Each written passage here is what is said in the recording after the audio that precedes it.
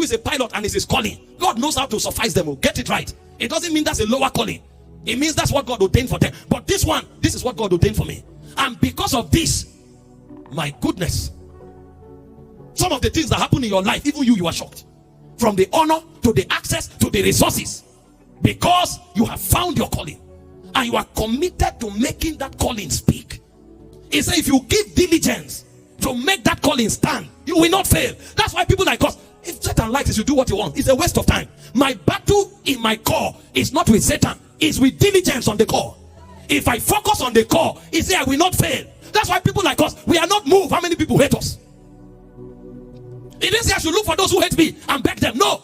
Give diligence to your calling and your election. He said if you do, you will not fail.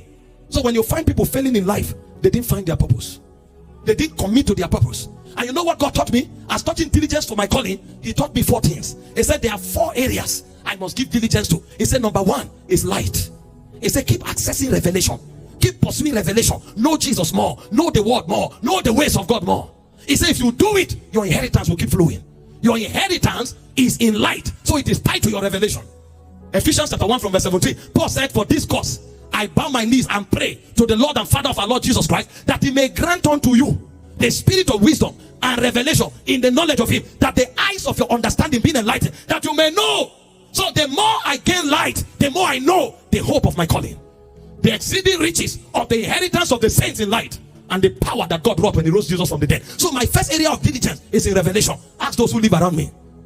From reading to listening to messages to staying alone with God is my lifestyle, because that's where I catch light.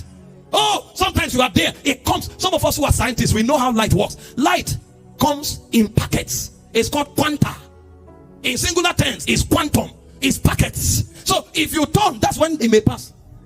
So you have to be there to catch it, because a packet, a volt, a jolt of light can just come like radiation. Some of them are so fast that eyes can't see it. It will take your spirit to catch it. Hope you know there are rays that you can't see, but they are dangerous, like the gamma ray, like the beta ray. So light comes from different frequencies. There is a frequency of worship.